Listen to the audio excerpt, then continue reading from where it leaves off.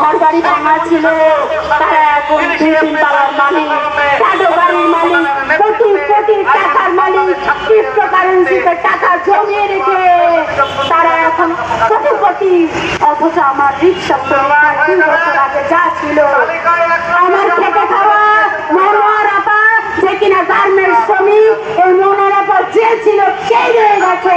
আমার নূরজাহান নীরা আপা ডাক্তার, তিনি যেভাবে কষ্ট করেন সে নারায়ণগঞ্জের চেম্বার দিয়ে এই 2 বছরে তিনি যশোরে 5 তলা বাড়ি করেননি, ঝিনাইদহে বাড়ি করেননি। আমার মনির জামান ভাই অসুস্থ হয়ে বিছানায় 1 সপ্তাহ পড়েছিলেন, কিন্তু সেই হাসপাতালে গিয়ে কোটি কোটি টাকা দিয়ে চিকিৎসা করার সামর্থ্য আমাদের কাজী মুন্নি আলম আপা একজন ক্ষুদ্র ব্যবসায়ী, তিনি খাবার রান্না করে তা বিক্রি করেন এবং সবের মাধ্যমে এই মুন্নি আপা পরিশ্রম করে বেড়ান।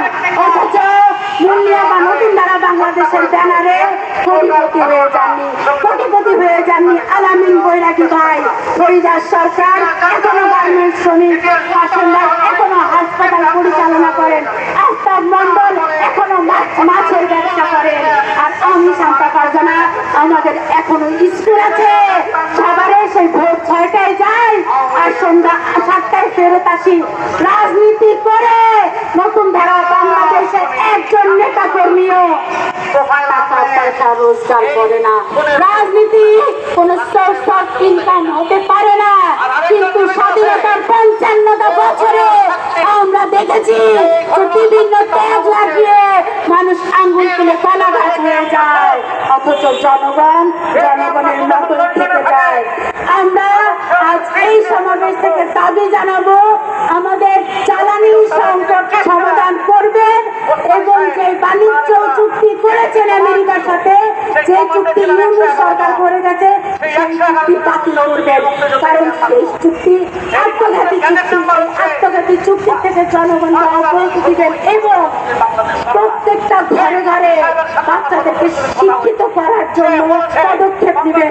শুধু নকল রোধ করার জন্য আপনি হলে দৌড়াবেন না, শুধু নকল রোধ করবেন। আরে প্রায় 1.5 লক্ষ শিক্ষার্থী ঝরে গেছে 2026 সালে, ঝরে যায় কেন বাচ্চারা সেটা দেখবেন, বেশি বেশি করে পরীক্ষা দেওয়াবেন।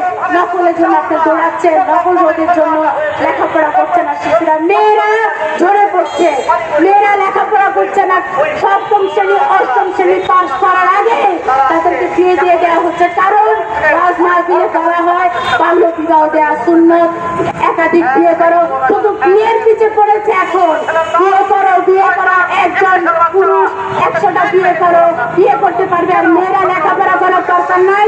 মেয়েরা কতগুলো বোরকা পরে, প্যাকেট পরে, হাত মুচা পা মুচা করে ঘরের ভিতরে ঢুকে থাকো আর বিছানার তলায় থাকো, আর হুজুরের বিছানার নিচের থেকে কিশোরী বের হয়।